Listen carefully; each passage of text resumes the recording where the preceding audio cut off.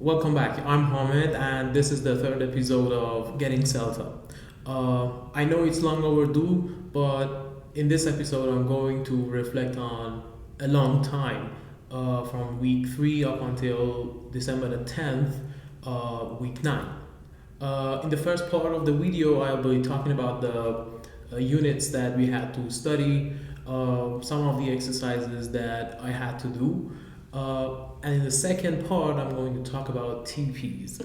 Now, it's October 28th, and I still occasionally have to put on braces in my right leg because of my knee. And it's a little bit difficult for me to walk, move around. So it's pretty difficult, but I have loads of time to study, to be honest. In week 3, we had 3 units to cover, beginning with lesson planning, which the parts that struck me as very useful was the language analysis part and skill appropriate tasks. Now I'm going to talk about this a little bit in TPs because in one of my TPs I had a huge problem with that one and it taught me a big lesson. In Unit 7 we talked about how or what there is for the teacher to know about the learner and how they can exploit it to help plan their lessons, which was, as you can imagine, was really useful. And checking understanding, a review of things or techniques you can apply to classes, to certain stages. And again, I'll be talking about this one. I really like that, and I know what CCQ, ICQ, and things like that are, but when it comes to practice, when it comes to planning them for use in classroom, sometimes I overload the stages. I'll be talking about this again in my TPs. Now it's 4th of November and week 4 starts. We have 3 more units and a video observation of an experienced teacher. I'll start by talking about the units first. The first unit was about anticipating problems and solutions. Again, I was familiar with what that is and how to write it to some extent, I realized, while doing it. And it taught me how to hit the spot about problems and solutions, not like talking about some vague and general ideas of what might happen. Talk about like how a student might confuse the meaning of a word or the pronunciation of a certain vocabulary item. Now in Unit 10, using the course book, again, exploiting course book was at the heart of it. Always mention like use tasks in the order that is standard, that is like in the way that you want students to focus on. The main names, find the main names for your lesson according to your students and get together using the activities in the book, which helped a lot again. And the last unit, Unit 11, receptive skills. This time we talked about listening and different types of listening that happens during the day. Like sometimes you only listen to know what time the show is going to be when you're listening and not watching the TV. There's a video observation of Nick Hamilton, I guess, was an experienced teacher. I chose error correction. The lesson was pronunciation, talking about the rhythm, stressed words in a sentence. And I wanted to know how error correction happens in a classroom that the main focus is on speaking. Now I found out that it was really interesting that during the first 80% of the class, the teacher almost corrected nothing, no error or mistake that students made, simply because it wasn't the main aim or the sub aim of an exercise. But at the end, in a feedback stage, the teacher focused on some of the mistakes that people made, and in some stages, closer to the end, he used different techniques to check the understanding of students of the meaning of some words and most importantly how rhythm is made. November the 11th and it's week 5. The first unit is Lexis. It's really good. I mean, the exercises are really insightful. The other unit about different types of practice activities you can use to serve different purposes in a lesson. And correction, how to do correction, when to do correction. The most important thing is consider the aims. What's the aim of that stage? Are you focusing on language that you just taught? The students were just exposed to the meaning, form, and everything, and now's the time to do it. Or how much of it is it like only a on the spot like short thing, or should we stop and explain the whole thing? The answer is probably no, because that happens in the last stage, the feedback stage, where you explain things or have students talk about their mistakes and correct them. Now assignment 2 was also set this week. Assignment 2 was on language analysis. We had to for 2 items of vocabulary and 2 grammar structures, we had to go for the meaning, form, pronunciation, appropriacy if applicable, and think of activities that might suit students when they're working with that.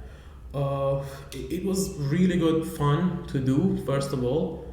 Because of that, I learned a lot. I had to do a lot of things that I hadn't done for some years, and it somehow reminded me how I can be a better teacher without actually giving me or telling me something new. And it was because it was engaging. It was really engaging. The units and the assignments, how the assignments are made.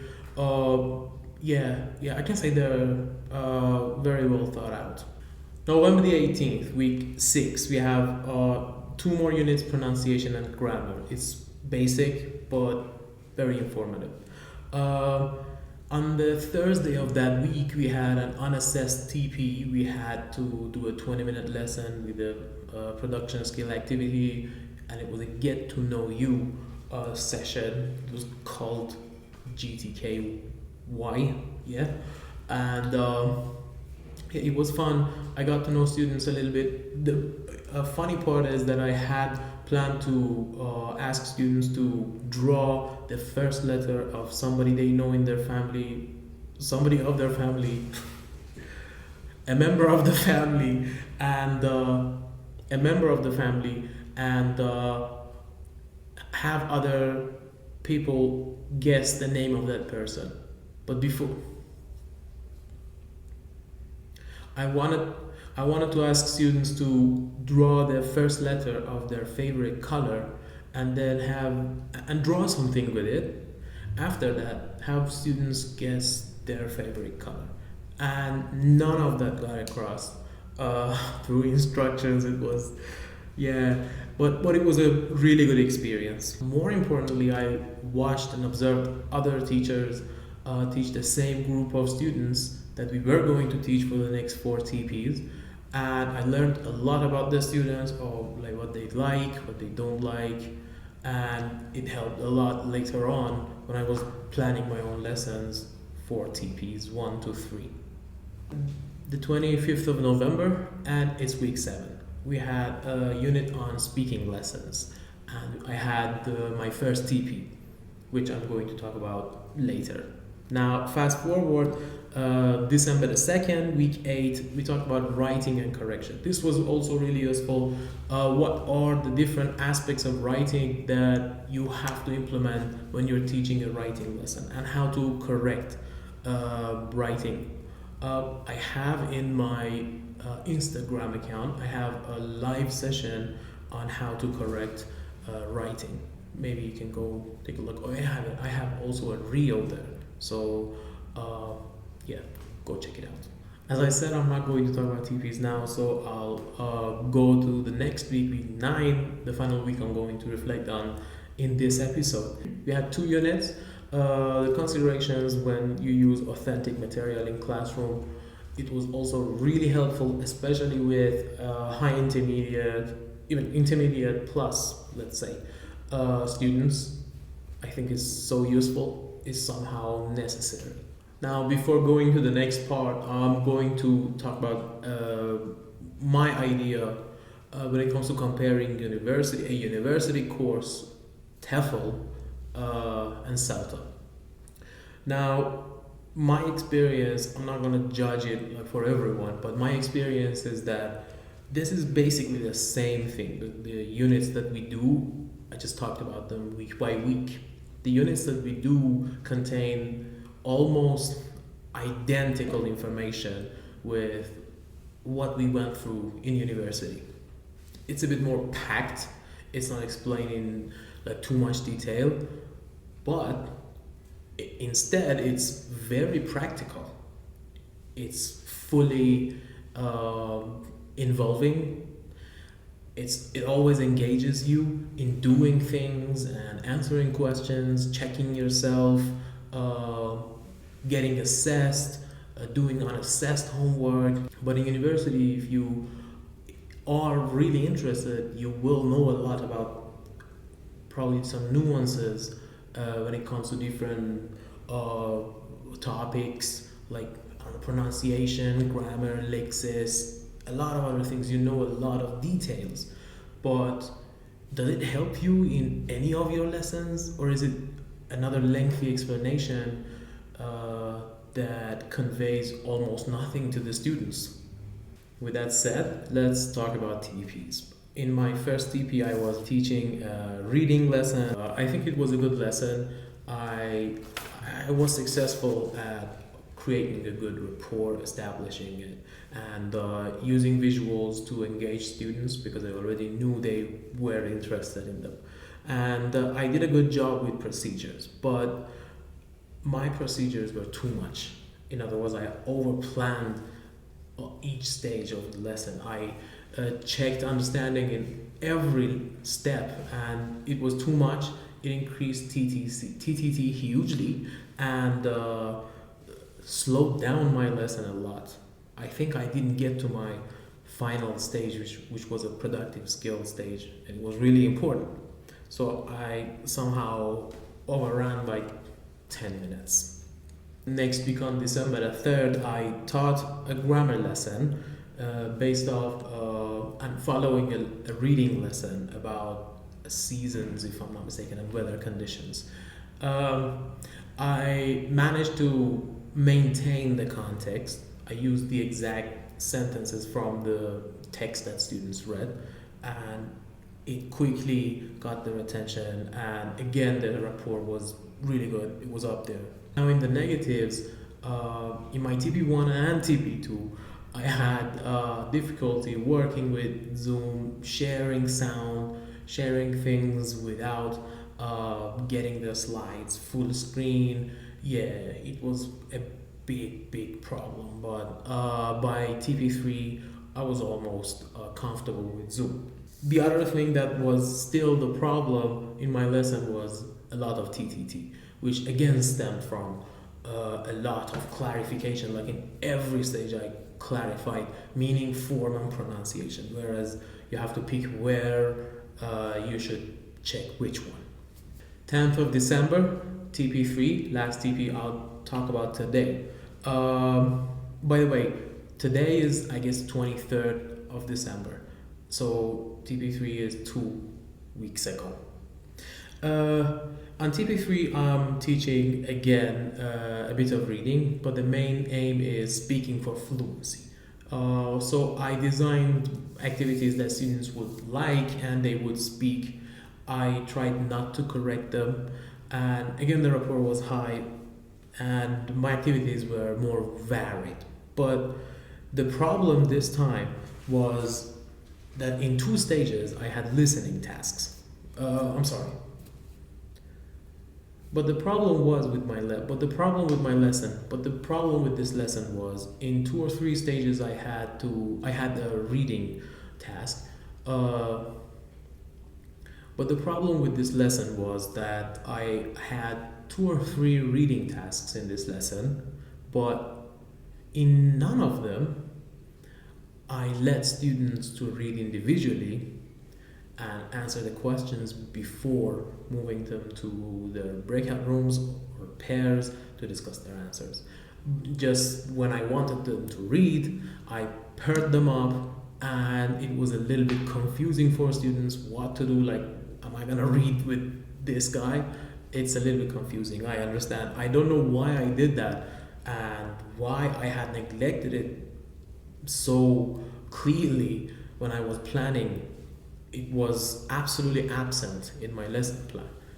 Uh, a bit of spoiler, I somehow took care of it in my TP4, but I'll be talking about it in the next episode. So far, it's a little bit tough, and I think about people doing CELTA full time.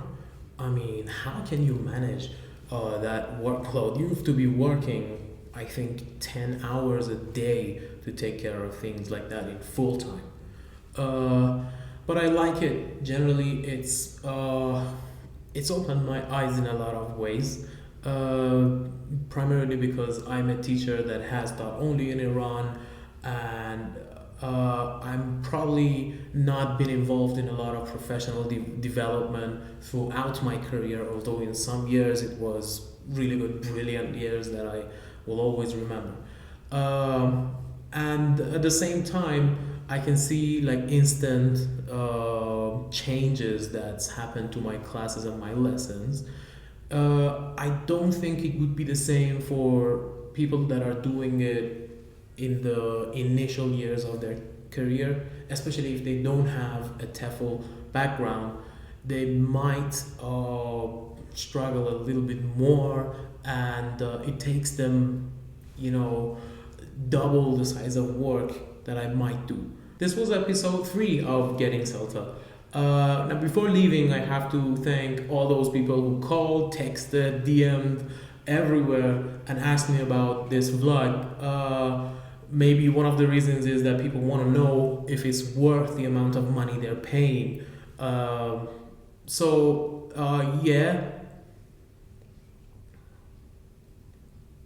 could be one of the reasons, could be a lot of other reasons. Anyways, thanks for watching. Please leave a comment down below and ask questions or leave suggestions, or simply tell me which parts were more useful to you. If you like this, maybe another teacher will like this, so share it with a colleague or a student of TEFL maybe. Hope to see you soon. Bye.